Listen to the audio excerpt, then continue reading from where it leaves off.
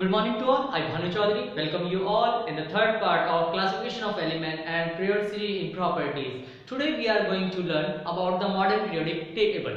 So before we are going to start modern periodic table, first of all I should know what is the modern periodic law. And modern periodic law means if we arrange the element in order of their increasing atomic number. अगर मैं elements को increasing order of their atomic number रख देता हूँ, then their physical and chemical properties repeat after certain regular interval, and this is the modern periodic law. So I have to start with the modern periodic law.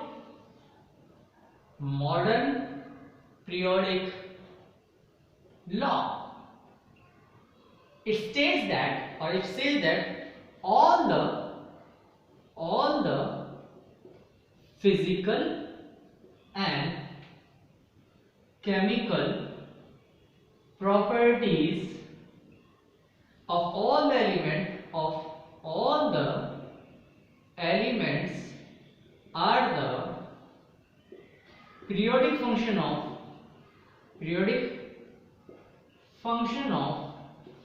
the atomic number, their atomic number.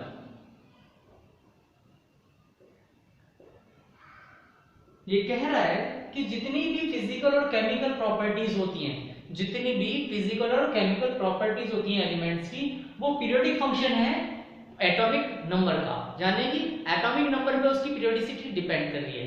इसका मतलब ये है that means if we arrange elements in order of their increasing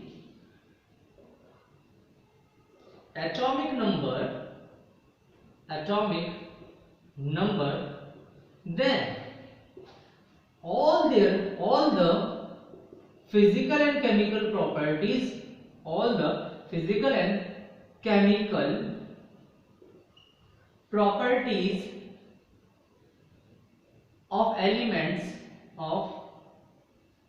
of elements repeat after certain regular interval. मैं कह रहा हूं कि अगर मैं एलिमेंट्स को इन order of the increasing atomic number, elements को इस तरह से रखा कि उनका एटॉमिक नंबर क्या होता चला, इंक्रीज होता चला जाए। पहले कम एटॉमिक नंबर वाला, फिर थोड़ा ज्यादा एटॉमिक नंबर वाला, फिर थोड़ा और ज्यादा एटॉमिक नंबर वाला, फिर थोड़ा और ज्यादा एटॉमिक नंबर वाला, इस तरह से रखता चला जाएगा। Then all the physical and chemical properties of elements, तो जो एलिमेंट्स हैं उनकी जितनी भी फिजिकल और केमिकल प्रॉपर्टीज होंगी, जितनी भी फिजिकल और केमिकल प्रॉपर्टीज होंगी एलिमेंट की, वो repeat after certain regular interval. एक पर्टिकुलर रेगुलर इंटरवल के बाद में वो क्या करेंगे, फिजिकल एंड केमिकल प्रॉपर्टीज वो रिपीट करेंगे। This is about the modern periodic law. I hope आपको क्लियर हो गया हो। कुछ नहीं है, सिंपल सी बात समझनी है।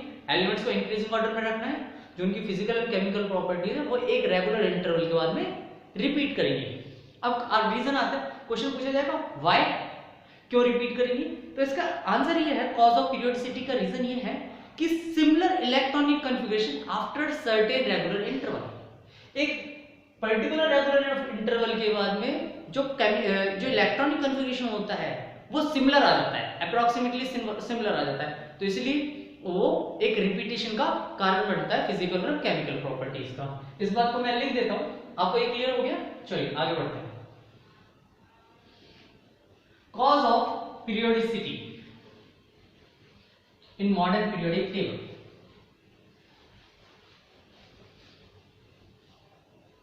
शुरू करते हैं cause of periodicity. Cause of periodicity in modern periodic table. कह रहा है कि कारण बताओ, रीजन ऑफ पीरियोडिसिटी। पीरियोडिसिटी का रीजन क्या है मॉडर्न पीरियोडिक टेबल में? मॉडर्न पीरियोडिक टेबल में पीरियोडिसिटी का रीजन क्या है? सो आप लिखेंगे similar electronic configuration electronic configuration of elements after certain regular interval if we arrange elements in order of their increasing atomic number. If we arrange elements in order of their increasing atomic number,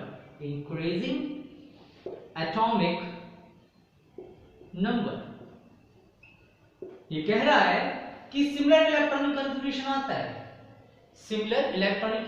आता है elements का after certain regular interval, एक regular interval के बाद में electronic configuration क्या आता है, सिमिलर आता है, and that is the reason for the periodicity. If we arrange the element in order of their increasing atomic number, अगर मैं एलिमेंट्स को increasing order of their atomic number रखता हूं तो सिमिलर इलेक्ट्रॉनिक कन्फिगरेशन आता है एलिमेंट्स का after certain regular. एक एलिमेंट्स को मैंने increasing order of their atomic number रखा, ठीक है, एटॉमिक नंबर को एलिमेंट्स को जब increasing order of their atomic number रखा तो मैंने देखा एक पर्टिकुलर इंटरवल के बाद में इलेक्ट्रॉनिक कन्फिगरेशन सेम आ रहा है, इलेक्ट्रॉनिक कन्फिगरेशन सिमिलर आ रहा है, तो वो एक रीजन बनता है पीरियोडिसिटी का। So this is the cause of periodicity. I hope आपको एक बात समझ में आ गई होगी। अगर कोई आपसे क्वेश्चन पूछता है what is the cause of periodicity in modern periodic table, तो आपको सिंपल बताना है सिमिलर इलेक्ट्रॉनिक कन्फिगरेशन। चलिए मॉडर्न पीरियोडिक टेबल के बारे में कुछ बातें कर लेते हैं। लास्ट वीडियो में मैंने आपको बताया था मेंडली पीरियोडिक टेबल में क्या था, जो टेबल थी उसके अंदर कुछ वर्टिकल कॉलम्स थे और कुछ हॉरिजॉन्टल रोज थे। ऐसे मॉडर्न पीरियोडिक टेबल के अंदर भी कुछ वर्टिकल रोज हैं, कुछ हॉरिजॉन्टल वर्टिकल कॉलम्स और हॉरिजॉन्टल रोज हैं। इनके बारे में बात कर लेते हैं मॉडर्न पीरियोडिक टेबल के बारे में। So modern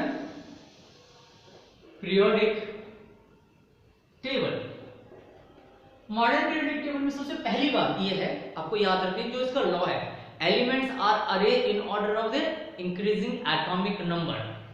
So all the elements are arranged in order of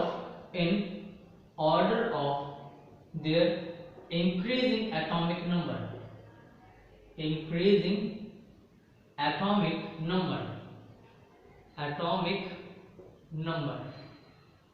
सबसे पहली बात याद रखनी है, मॉडर्न पीरियोडिक टेबल में क्या हुआ, जितने भी एलिमेंट्स थे उनको अरेंज करा गया इन order of their increasing atomic number के में इंक्रीजिंग ऑर्डर, एटॉमिक नंबर जो इंक्रीजिंग ऑर्डर में, इस तरह से एलिमेंट्स को अरेंज किया गया। सेकंड, 18 वर्टिकल कॉलम्स, कितनी 18 वर्टिकल कॉलम्स ड्रॉ करी गई जिनको हम ग्रुप बोलते हैं। 18 vertical columns drawn called groups, उन्हें क्या बोला जाएगा, ग्रुप्स बोला जाएगा। थर्ड पॉइंट, हॉरिजॉन्टल रोज, कितनी हॉरिजॉन्टल रोज, 7 हॉरिजॉन्टल रोज वर ड्रॉन called periods, और उन्हें क्या बोला गया, periods बोला।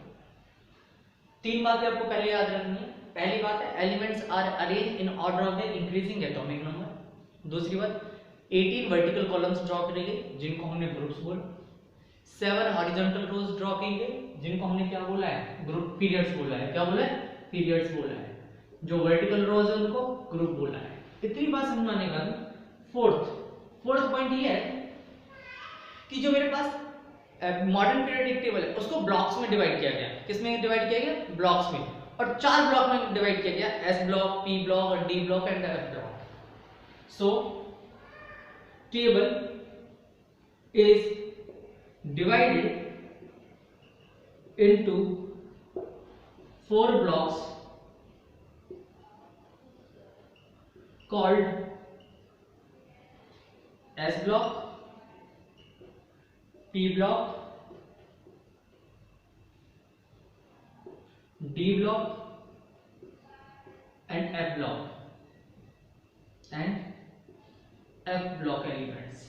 और जो उनमें एलिमेंट्स थे उनको क्या बोला गया? F block, D S block element, P block element, D block element and F block. ये आपने पढ़ रखे होंगे। S block, S P D and F जो होते हैं ये सब शेल्स होती हैं एजीमुथल क्वांटम नंबर से जो हम निकालते हैं। सो हम एक एक करके अब एस ब्लॉक के बारे में, P block, D block and F block के बारे में जान लेते हैं। मॉडर्न पीरियोडिक टेबल में सबसे पहले ये चार बातें पता होनी चाहिए, फिर हम बस एक एक ब्लॉक को सीरीज वाइज पढ़ लेते हैं सिस्टमैटिक तरीके से। चलिए शुरू करते हैं एस ब्लॉक से। छोटा सा पहले मैं एक बार आपको मॉडर्न पीरियोडिक टेबल का थोड़ा सा अंदाजा दे देता हूँ किस टाइप की होती है मॉडर्न पीरियोडिक टेबल, फिर उसमें थोड़ी सी और आगे बात करेंगे। आपने भी देखी होगी मॉडर्न पीरियोडिक टेबल। जो मॉडर्न पीरियोडिक टेबल होती है कुछ इस तरह से बनाई जाती है, यहां पे बना देता हूं, कुछ इस तरह से मॉडर्न पीरियोडिक टेबल बनाई जाती है। यहाँ हाइड्रोजन होता है, यहाँ हीलियम, यहाँ हाइड्रोजन, यहाँ हीलियम, देन एस ब्लॉक होता है ये, इसके अंदर दो ग्रुप्स होते हैं। ये पी ब्लॉक होता है जिसके अंदर 6 वर्टिकल रोज होती है, वर्टिकल कॉलम्स होती है जिनमें 6 ग्रुप हैं। ये डी ब्लॉक होता है जिसके अंदर 10 वर्टिकल कॉलम्स होती हैं, जिन दैट मींस 10 वर्टिकल ग्रुप्स होते हैं। और नीचे एफ ब्लॉक होता है। एफ ब्लॉक के अंदर 14 वर्टिकल, कितना 14 वर्टिकल कॉलम्स होती हैं, जिसमें ऊपर वाली जो है और 2 पीरियड होते हैं। फर्स्ट पीरियड को हम लेंथेनाइट बोलते हैं और सेकंड पीरियड को हम एक्टिनाइट्स बोलते हैं। बाकी धीरे धीरे हम सबको पढ़ लेते हैं। सबसे पहले हम एस ब्लॉक को पढ़ेंगे। शुरू करते हैं एस ब्लॉक से। चलिए सबसे पहले शुरू करते हैं एस ब्लॉक से। S block elements. S block जो होता है that is in the extremely left of the modern periodic table. S block ऐसा होता है कुछ। एस ब्लॉक के अंदर 2 ग्रुप होते हैं। सबसे ऊपर हाइड्रोजन होता है, हाइड्रोजन के बाद हीलियम होता है, then lithium, sodium, potassium, rubidium, caesium and francium. Lithium, sodium, potassium, rubidium, caesium and francium. इसके बाद लिथियम के बाद आता है beryllium, magnesium, calcium, strontium, barium and radium. इनको याद करने का तरीका क्या है? लीची ना खा रब कोसे फिर, लीची ना खा रब कोसे फिर, या लीना की रब से फरियाद, लीना की रब से फरियाद। जो सेकंड है, सेकंड ग्रुप जो है, ये ग्रुप, इसे ग्रुप 1 बोला जाएगा, group first, and this is group second. Group second में एलिमेंट है beryllium, magnesium, calcium, strontium, barium and radium. Beryllium, magnesium, calcium, strontium, barium and radium. बेटा मांगे कार स्कूटर बाप राजी। स्कूटर और कार में क्या दिक्कत है? सो बेटा मांगे कार स्कूटर बाप राजी। क्लियर? हमारे पास जो एस ब्लॉक एलिमेंट होता है उसके अंदर 2 ग्रुप होते हैं, hydrogen, lithium, sodium, potassium, rubidium, caesium, francium, beryllium, magnesium, calcium, strontium, barium. आपको याद हो गया होगा। याद नहीं हुआ तो ऐसे लीना की रब से फरियाद, बेटा मांगे कार स्कूटर बाप रोए, इस तरह से याद कर सकते हैं। अब इनके एटॉमिक नंबर के बारे में बात करेंगे। एटॉमिक नंबर, हाइड्रोजन का एटॉमिक नंबर होता है 1, लिथियम का होता है 3, सोडियम का होता है 11, पोटेशियम का होता है 39, रुबिडियम का होता है 37, सीजियम का होता है 55 एंड फ्रेंशियम का होता है 87। अरे मुश्किल है याद करना? कुछ मुश्किल नहीं। देखो 1 में 2 ऐड करेंगे कितना आएगा? 3 में 8 ऐड किया कितना आएगा?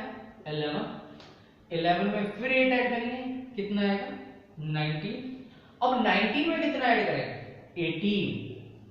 8 और 7, 8 और 9 7, 1 + 1 और 1 37। देन कितना ऐड करेंगे? फिर से 18 ऐड करेंगे, देन 55, देन 32 ऐड करते 87। देखो अब ये जो नंबर है इसको ध्यान से देखो, 2 8 8 18 18 32 ये नंबर आपको पूरी मॉडर्न पीरियोडिक टेबल के लिए याद रखना है। 2 8 8 18 18 32।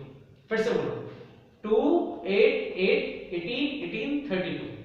ये याद हो गया? आपको सिर्फ हाइड्रोजन का एटॉमिक नंबर याद होना चाहिए। हाइड्रोजन का याद है? हाइड्रोजन का आपको याद है? हाइड्रोजन का कितना एटॉमिक नंबर होता है? 1। तो सबसे पहले आप 2 ऐड करेंगे, 3 हो गया। 3 में 8 ऐड करेंगे, 11 हो गया। 11 में 8 ऐड करेंगे, कितना हो जाएगा? जल्दी बोलो। 19 19 में 18 ऐड करोगे कितना जाएगा? 37। 37 में 18 ऐड करोगे कितना जाएगा? 18। ठीक है। 37 में 18 ऐड करोगे कितना जाएगा? 55। एंड देन 55 में 32 ऐड करोगे कितना जाएगा? 87। ये लो जी, एटॉमिक नंबर आपको लर्न हो गए। एटॉमिक नंबर लर्न हो गए। अच्छा, लिथियम का बेरिलियम का क्या नंबर होगा? इसका 3 है तो इसका क्या होना चाहिए? इसका 4। इसका 11 है तो इसका 12। इसका 19 है तो इसका 20। इसका 37 है तो इसका 38। इसका 55 है तो इसका 56।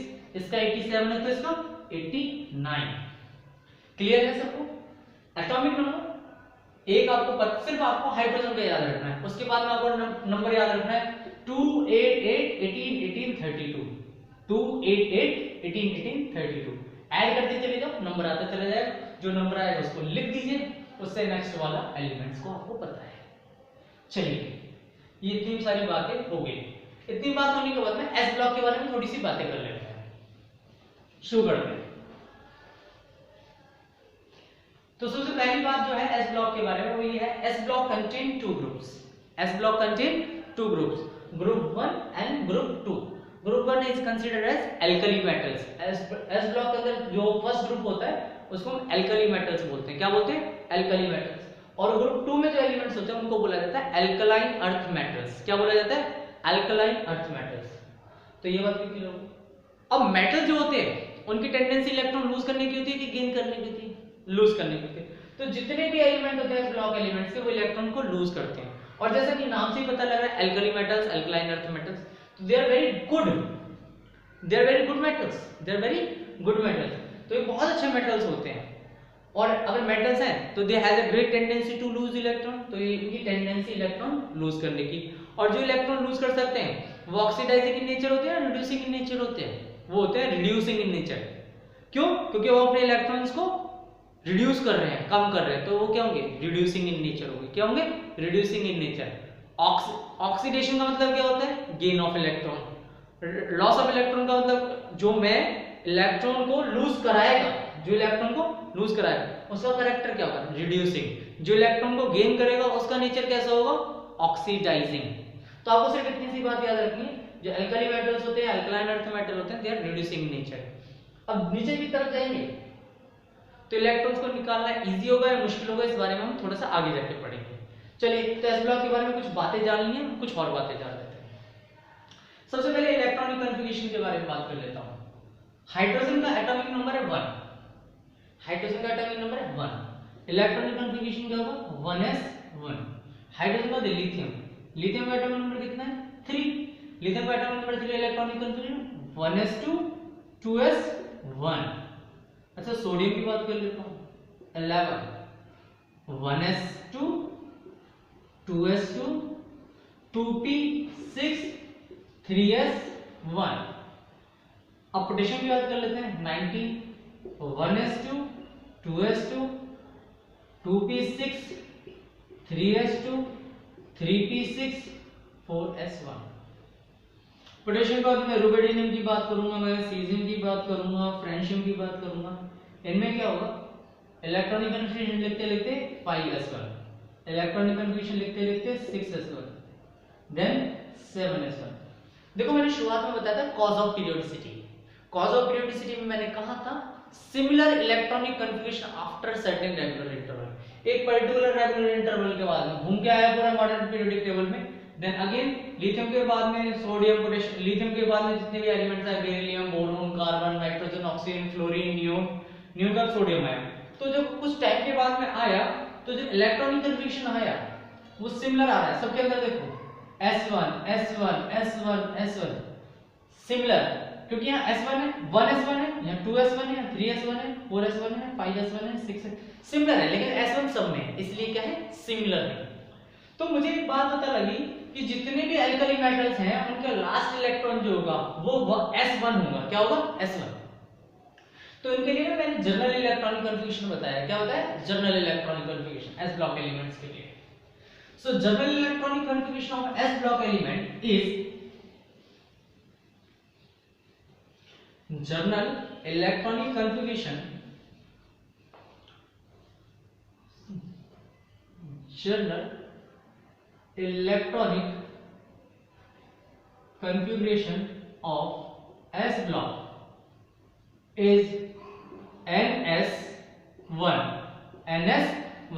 where N equal to N कहां से शुरू होता है? 1 से लेके 7 तक, 1 to 7। ये S ब्लॉक का जनरल इलेक्ट्रॉनिक कन्फिग्रेशन है। अच्छा एक बात और दिमाग में आ रही है मेरी, जो S ब्लॉक है उसके अंदर 2 ही ग्रुप क्यों है? 3 क्यों नहीं है? 4 क्यों नहीं है? 5 क्यों नहीं है? आपने एजीमुथल क्वांटम नंबर पढ़ा होगा। Azimuthal quantum number L is equal to 0 और जो S ऑर्बिटल होता है, जो S सबशेल है, उसके अंदर मैक्सिमम 2 इलेक्ट्रॉन आ सकते हैं। कितने इलेक्ट्रॉन आ सकते हैं? एक क्लॉकवाइज, एक एंटी क्लॉकवाइज। तो S ऑर्बिटल के अंदर, S सब शेल के अंदर मैक्सिमम 2 इलेक्ट्रॉन आते हैं, इसलिए 2 ग्रुप। P ब्लॉक जो आपने पढ़ा है, B सब शेल जो आपने पढ़ा है स्ट्रक्चर ऑफ एटम में, उसमें आपने पढ़ा होगा जो P सब शेल होता है इसके अंदर मैक्सिमम 6 इलेक्ट्रॉन आ सकते हैं। इसलिए जो P ब्लॉक आएगा, जो हम पढ़ेंगे, तो उसमें देखेंगे 6 ग्रुप्स हैं। D ब्लॉक के अंदर मैक्सिमम 10 इलेक्ट्रॉन आ सकते हैं। 10 डी सब शेल जो होता है उसके अंदर मैक्सिमम 10 इलेक्ट्रॉन आ सकते हैं। डी सब शेल के अंदर मैक्सिमम 10 इलेक्ट्रॉन। तो जो मेरे पास डी ब्लॉक होगा उसके अंदर कितने कॉलम्स होंगे? 10 होंगे। क्यों? क्योंकि जो डी सब शेल है उसके अंदर मैक्सिमम 10 इलेक्ट्रॉन आ सकते हैं।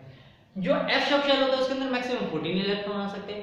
तो जो एफ होगा, एफ ब्लॉक होगा, उसके अंदर मैक्सिमम कितने वर्टिकल कॉलम्स होंगे, कितने ग्रुप्स होंगे? ऑब्वियसली 14 होंगे। तो जितना जिस ब्लॉक के अंदर, एस ब्लॉक के अंदर, एस सब शेल के अंदर, S sub shell contain 2 electrons, इसलिए एस जो सब शेल एस ब्लॉक होता है उसके अंदर 2 ग्रुप होते हैं।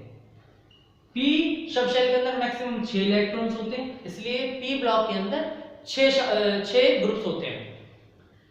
डी सब शेल के अंदर मैक्सिमम 10 इलेक्ट्रॉन आ सकते हैं, इसीलिए डी ब्लॉक के अंदर 10 ग्रुप्स होते हैं। एफ सब शेल के अंदर मैक्सिमम 14 इलेक्ट्रॉन आ सकते हैं, इसीलिए एफ ब्लॉक के अंदर मैक्सिमम 14 ग्रुप्स होते हैं। तो आई होप आपको बात समझ में आ गई होगी। एस ब्लॉक के अंदर 2 ग्रुप क्यों होते हैं? क्योंकि एस ब्लॉक में 2 ग्रुप इसलिए होते हैं क्योंकि एस जो सब शेल होता है उसमें मैक्सिमम 2 इलेक्ट्रॉन आ सकते हैं। चलिए general characteristics of S block पढ़ लेते हैं। हमने काफी सारी बातें कर ली हैं एस ब्लॉक के बारे में,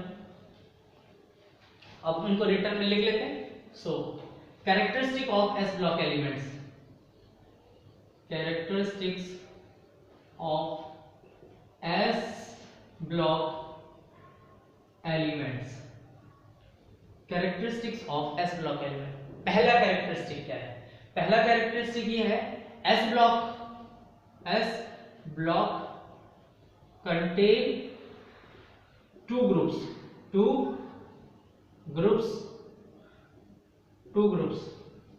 कौन कौन से? जो 2 ग्रुप है वो कौन कौन से? Alkali metals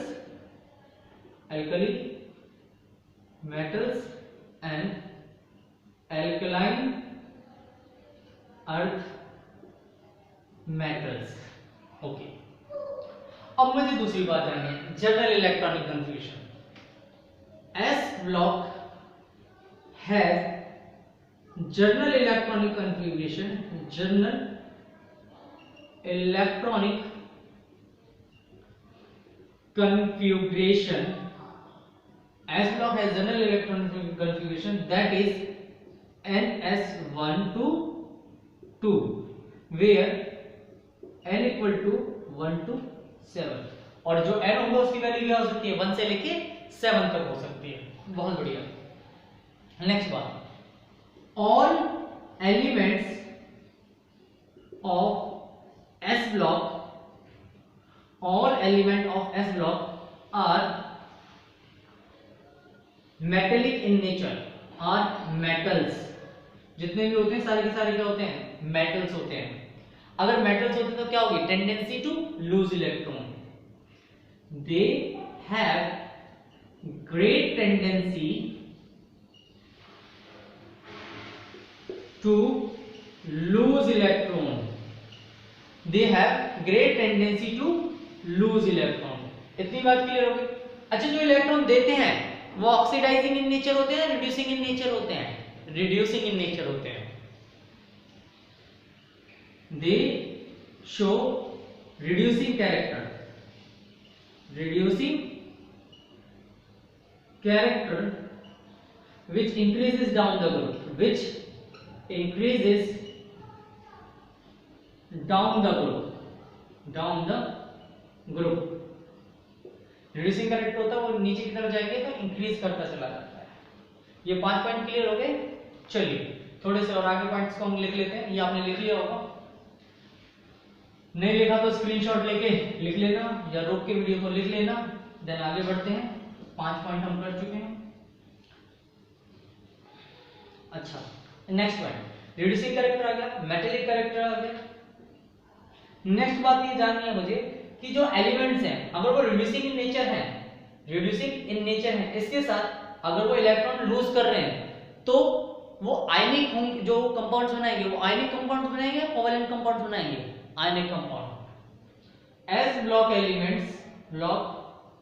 elements form ionic compounds except beryllium. Beryllium को छोड़ दें तो सारे के सारे क्या बनाते हैं? आयनिक कंपाउंड्स बनाते हैं. क्यों बनाते हैं? Because they have low ionization energy.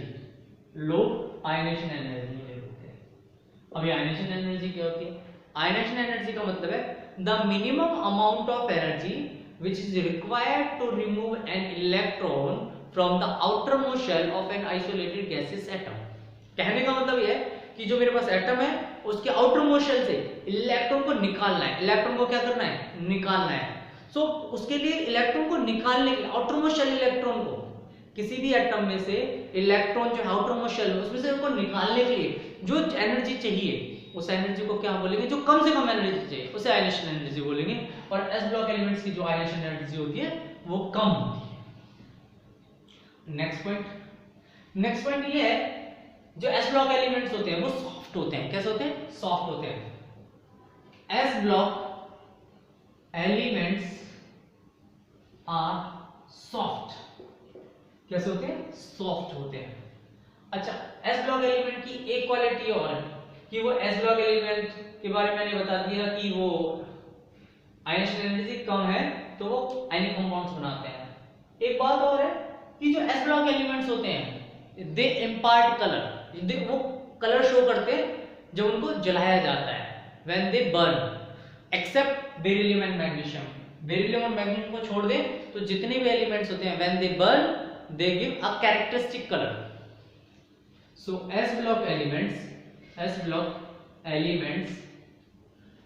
show particular color when burned in Bunsen flame.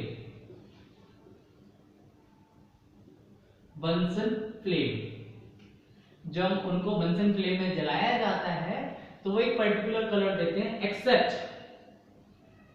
Beryllium and magnesium.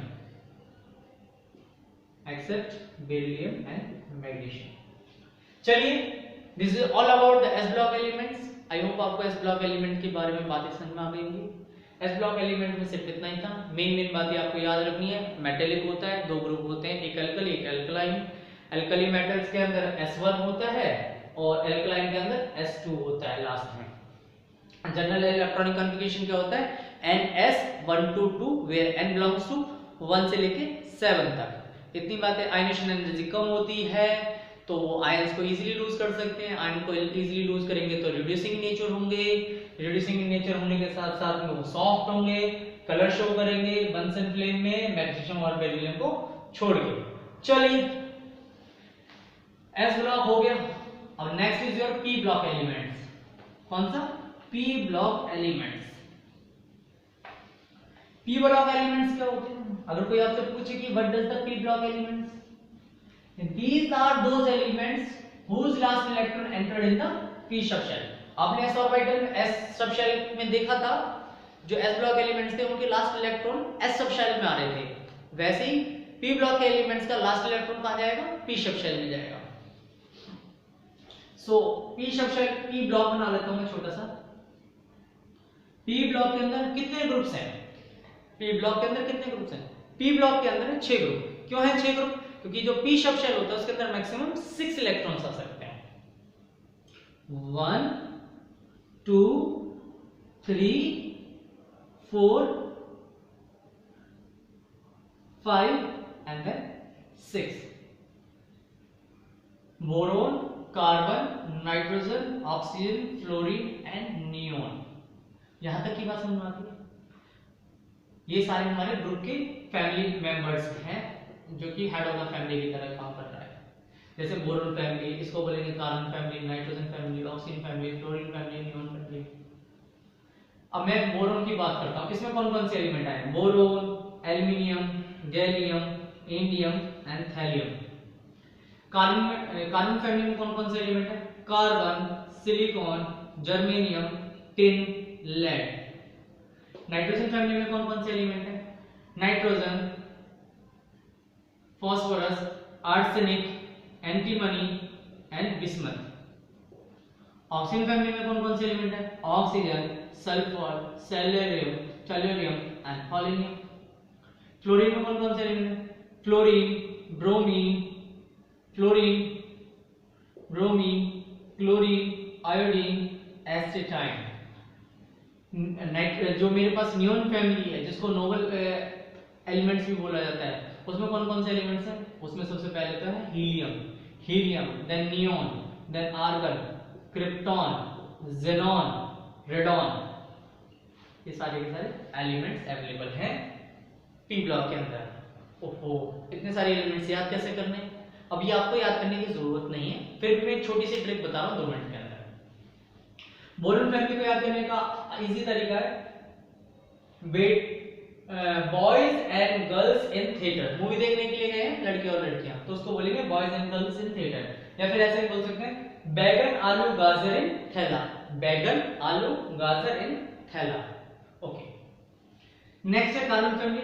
Carbon, silicon, germanium, tin, lead. इसको ऐसे बोल सकते हैं chemistry student get some problem. Chemistry student को कुछ प्रॉब्लम हुई। Chemistry student get some problem। Then nitrogen, phosphorus, arsenic,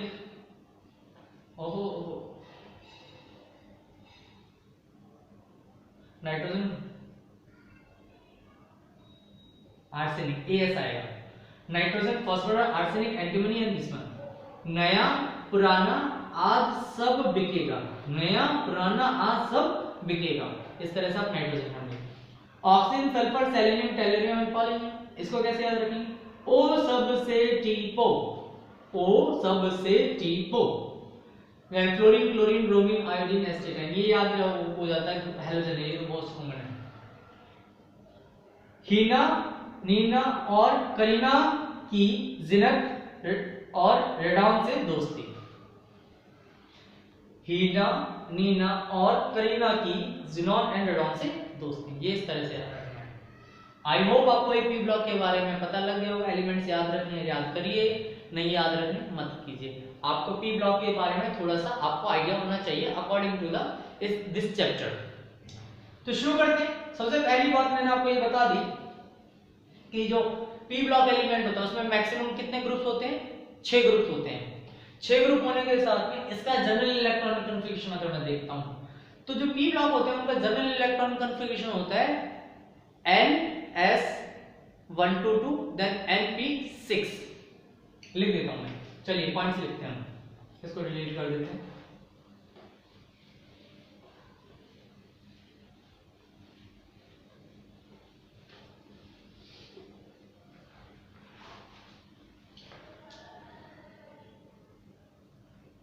characteristic of P block elements, P block सिर्फ इतना लिखो, characteristic of P block elements की पढ़ रहे हैं, पी ब्लॉक को पढ़ रहे हैं। पहला है P block contain 6 groups, P block elements contain 6 group. Second बात जो हम करेंगे वो ये है P block elements, P block elements, P block contain, P block have general electronic configuration, general electronic configuration NS2 NP1 to 6। General electronic configuration क्या है? NS2 NP1 to 6, where N belongs to 1 to 7 और N क्या होगा 1 से 7 तक होगा। Generally कुछ लोग 2 से लिखते हैं क्योंकि हीलियम को वो कंसीडर नहीं कर रहे, बट मैं 1 से 7 बता रहा हूं आपको याद रखने के लिए, क्योंकि हीलियम भी पी ब्लॉक का ही पार्ट है। थर्ड बात है कि जो पी ब्लॉक एलिमेंट्स होते हैं इसके अंदर metals, non metal and metalloids तीनों होते हैं। So P block elements contain metals, non-metals and metalloids। P block elements के अंदर मेटल्स भी हैं, नॉन मेटल्स भी हैं एंड मेटलॉइड्स भी हैं। फोर्थ बात, जैसे ही हम पी ब्लॉक में लेफ्ट से राइट में जाएंगे, लेफ्ट से राइट में जाएंगे, जो नॉन मेटल कैरेक्टर इंक्रीज करता है। सो when we move left to right in modern periodic table, when we move left to right in modern periodic table, non-metallic character increases। Non metallic character क्या होता है? Increase होता है। अब एक और बात, जो नॉन मेटलिक कैरेक्टर इंक्रीज होगा यानी कि टेंडेंसी टू गेन इलेक्ट्रॉन बढ़ेगा, generally tendency to gain electron बढ़ेगा, लेकिन इसके अंदर मेटल्स भी हैं, नॉन मेटल्स भी हैं। जो नॉन मेटल्स हैं वो इलेक्ट्रॉन दे रहे हैं, फिर नॉन मेटल आ गए वो दोनों की प्रॉपर्टी, और जो नॉन मेटल्स हैं वो इलेक्ट्रॉन क्या करेंगे? गेन करेंगे। मेटलॉइड्स में दोनों की प्रॉपर्टीज होगी। तो जो पी ब्लॉक एलिमेंट्स होते हैं वो आयनिक कंपाउंड्स भी बनाते हैं और कोवेलेंट कंपाउंड्स भी बनाते हैं।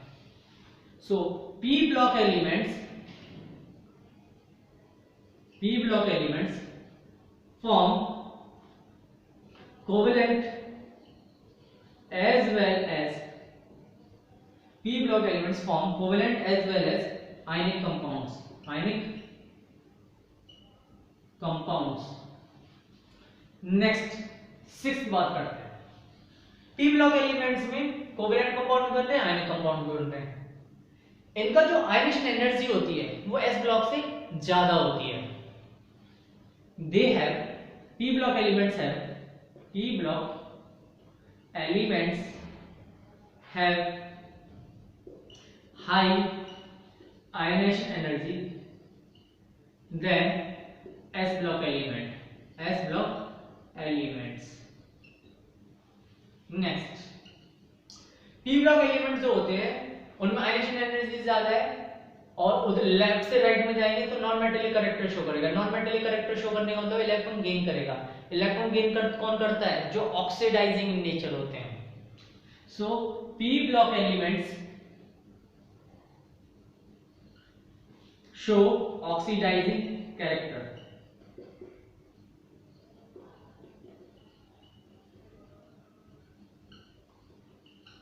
P block elements show oxidizing character। P block elements oxidizing character भी शो करते हैं। तो इतनी सारी बातें आपको समझ में आ गई, 8 पॉइंट लिखने की जरूरत नहीं। लिखना चाहो तो कुछ एक और पॉइंट और लिख लेना। चलिए एक और पॉइंट लिख लेते हैं पी ब्लॉक के बारे में। पी ब्लॉक के बारे में एक जो पॉइंट लिखोगे वो ये लिखोगे कि नहीं ठीक है 7 पॉइंट बहुत है, यहाँ तक सारी बातें क्लियर हो गई आपको। P block element contain 6 group, इसके पास जनरल इलेक्ट्रॉनिक कन्फिगरेशन ये होता है। पी ब्लॉक एलिमेंट्स के पास metal, non metal and metalloids होते हैं। जैसे हम लेफ्ट से राइट में जाते हैं मॉडर्न पीरियोडिक टेबल में तो metal non metal character increase होता है। पी ब्लॉक एलिमेंट्स होते हैं वो कोवेलेंट और आयनिक कैरेक्टर शो करते हैं। पी ब्लॉक के पास हाई आयनाइजेशन एनर्जी होती है। P block element show oxidising character, वो क्या करते हैं ऑक्सीडाइजिंग कैरेक्टर शो करते हैं। चलिए आगे बढ़ते हैं। This is all about the P block element. अब हम डी ब्लॉक एलिमेंट के बारे में बात करेंगे। डी ब्लॉक एलिमेंट्स क्या होते हैं? डी ब्लॉक एलिमेंट्स वो एलिमेंट्स होते हैं जिनका जो लास्ट इलेक्ट्रॉन होता है वो डी सब शेल में जाता है, डी ऑर्बिटल में जाता है। डी ब्लॉक एलिमेंट्स हम ट्रांजिशन एलिमेंट्स भी बोलते हैं। और जो डी ब्लॉक एलिमेंट्स होते हैं ये टिपिकल मेटल्स होते हैं। टिपिकल मेटल्स मतलब जो हम बचपन में मेटल्स पढ़ते हैं उनकी सारी प्रॉपर्टीज मेलेबल है, डक्टाइल है, कंडक्ट इलेक्ट्रिसिटी, कंडक्ट हीट, तो ये सारी की सारी प्रॉपर्टीज को शो करता है। So D block elements, characteristic of D block elements. पहला कैरेक्टरिस्टिक क्या होगा डी ब्लॉक एलिमेंट के अंदर? उसके नंबर ऑफ ग्रुप्स। तो कितने नंबर ऑफ ग्रुप्स होंगे डी ब्लॉक के अंदर? डी ब्लॉक के अंदर होंगे 10 ग्रुप्स। क्यों 10 ग्रुप्स होंगे? इसका रीजन ये है क्योंकि डी सब शेल के अंदर मैक्सिमम 10 इलेक्ट्रॉन्स आ सकते हैं। So number 1 characteristic, D block elements, D block contain 10 groups, contain 10 groups. Second, D block have journal electronic configuration, journal electronic configuration. D block का journal electronic configuration क्या होता है? n-1 D 1 to 10 ns 0 to 2 where n is equal to 4 to 7। जो D orbital होता है उसमें n की जो वैल्यू होती है वो 4 से लेके 7 तक होती है, यानी कि उसके पास 4th पीरियड होता है, 5th पीरियड, 6th पीरियड और 7th पीरियड। 4 पीरियड होते हैं डी ब्लॉक के अंदर। कितने पीरियड्स होते हैं? 4। कौन कौन से? 4th period, 5th period, 6th period और 7th पीरियड। चलिए नेक्स्ट बात कर लेते हैं। नेक्स्ट बात ये है जो डी ब्लॉक एलिमेंट्स होते हैं उनको जनरली हम ट्रांजिशन एलिमेंट्स भी बोलते हैं। D block elements are generally known as transition elements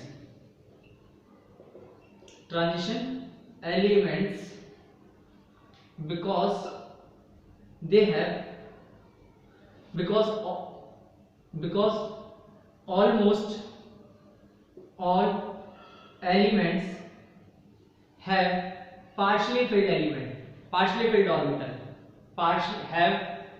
filled orbital, partially filled orbital।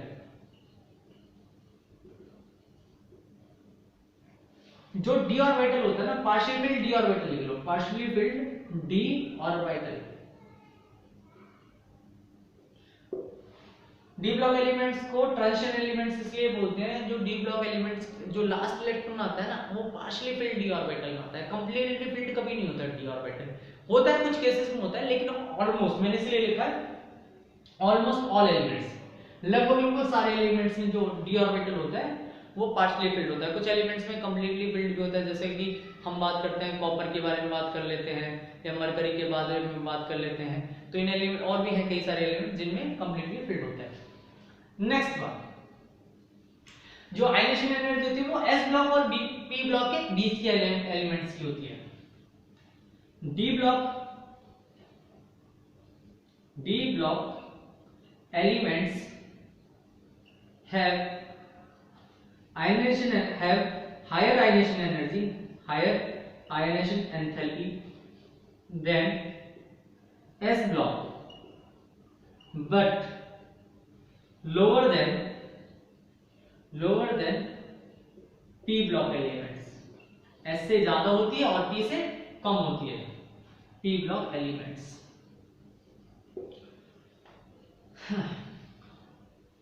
जो डी ब्लॉक एलिमेंट्स होते हैं वो जनरली कॉम्प्लेक्स कंपाउंड बनाते हैं। कैसे कंपाउंड बनाते हैं? कॉम्प्लेक्स कंपाउंड बनाते हैं। D block elements generally form complex compound. Generally वो क्या करते हैं? कॉम्प्लेक्स कंपाउंड बनाते हैं। मैंने आपको ये बता दिया transition elements, all elements which have d block elements generally known as transition elements, इनको transition elements बोला जाता है। और जो transition elements होते हैं they are typical metals, so transition d block elements are typical metals, d block elements are typical metal, typical metals।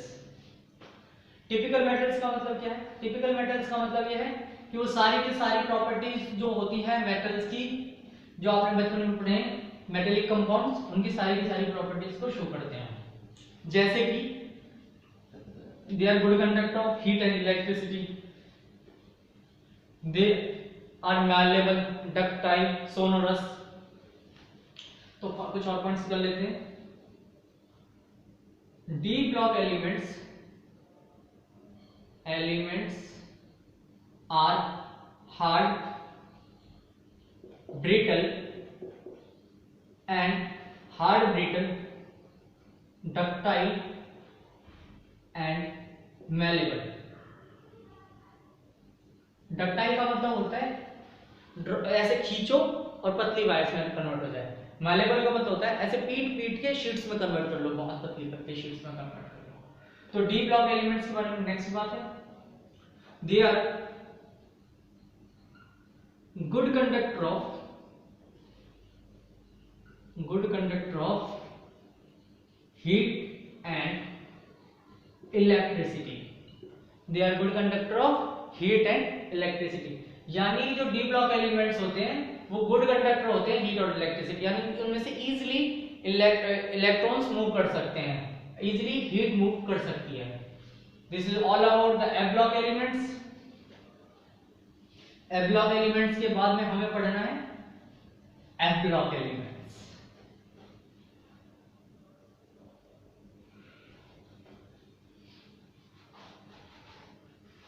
F block elements के बारे में पहली बात क्या करेंगे हम? F block के अंदर कितने ग्रुप्स होते हैं? 14 ग्रुप्स होते हैं। 14 ग्रुप्स क्यों होते हैं? कि F ब्लॉक के अंदर, F सब शेल के अंदर मैक्सिमम 14 इलेक्ट्रॉन्स आ सकते हैं। तो शुरुआत करते हैं। F block contain 14 groups. कितने groups? 14 groups. General electronic configuration, general electronic configuration of P block element, F block elements n minus 2 F1 to 14, ns 0 to 2, np 1 to 2, ns 0 to 2, ns2। ये आपका F block elements के लिए है। F block में आपको याद रखना है कि ns2, n-2, F1 to 14, np1 to 2 और ns2। क्लियर है? इस साइड की बात करते हैं। Third point, F block elements जो होते हैं, वो कॉम्प्लेक्स कंपाउंड्स बना रहे होते हैं। कैसे कंपाउंड्स बना रहे होते हैं? कॉम्प्लेक्स कंपाउंड बना रहे होते हैं। F block elements form complex compounds which are paramagnetic in nature, which are generally paramagnetic in nature।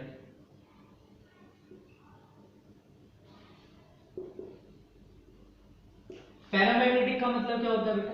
Paramagnetic का मतलब है जब ये कंपाउंड्स बनाते हैं तो एक इलेक्ट्रॉन जो है अनपेयर्ड रह जाता है, एक कम से कम एक इलेक्ट्रॉन तो अनपेयर्ड रह जाता है। तो उन्हें बोला जाता है पैरामैग्नेटिक। जो लास्ट इलेक्ट्रॉन्स हैं उनमें कम से कम एक इलेक्ट्रॉन अनपेयर्ड रह जाए तो उन्हें पैरामैग्नेटिक बोला जाता है। दे शो कलर, दे शो कलर, जितने पैरामैग्नेटिक कंपाउंड्स होते हैं वो कलर शो करते हैं। एफ ब्लॉक के अंदर 2 पीरियड्स होते हैं। कितने पीरियड्स होते हैं? 2 पीरियड्स होते हैं। तो यहां पे लिख लेना n = 6 7, n = 6 and 7। F block contain 2 periods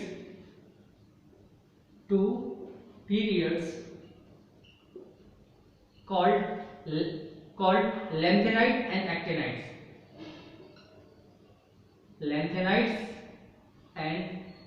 actinides, और दो पीरियड्स को क्या बोला जाता है? लैंथेनाइड्स और actinides. Lanthanide series, actinide series. चलिए नेक्स्ट बात, जो एक्टिनाइड्स होते हैं ना उनके एलिमेंट जनरली रेडियोएक्टिव इन नेचर होते हैं।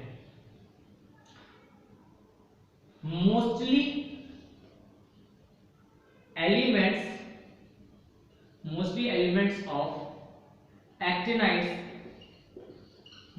elements of actinides are radioactive in nature। कैसे होते हैं? रेडियोएक्टिव इन नेचर होते हैं। This is all about the modern periodic table के बारे में। इसके बाद में मॉडर्न पीरियोडिक टेबल के बाद में 2 डिसएडवांटेज भी है मॉडर्न पीरियोडिक टेबल की। वो ये है कि एक तो वो कभी भी जो हाइड्रोजन है उसकी पोजीशन के बारे में अभी तक क्लियर नहीं हुआ, क्योंकि हाइड्रोजन जो होता है वो एल्कली मेटल से भी डिसेंबल कर रहा होता है और हैलोजन से भी डिसेंबल कर रहा होता है। So analysis behaviour of hydrogen position या एनालिसिस पोजीशन ऑफ हाइड्रोजन। और दूसरी जो बात है वो एफ ब्लॉक को लेकर आती है कि जो एफ ब्लॉक है उसकी जो पोजीशन है, एफ ब्लॉक एलिमेंट्स की जो पोजीशन है वो main body of modern periodic table नहीं है, मॉडर्न पीरियोडिक टेबल के नीचे बनाया गया एफ ब्लॉक। सो आज आपको मैंने S block, P block, D block, F block के बारे में पूरा का पूरा पढ़ा दिया है। मैं ऐसा मान रहा हूं कि आपको सारा समझ में आ गया होगा अच्छे से आने के बाद में आप घर पे जाके अच्छे से पढ़ाई करेंगे, मतलब घर पे रहकर ही अच्छे से पढ़ाई करेंगे। That's it for today, thank you very much. आगे नेक्स्ट वीडियो में मिलते हैं, 4th वीडियो में। तब तक घर पे बैठ के पढ़िए। Stay safe, stay at home. Thank you.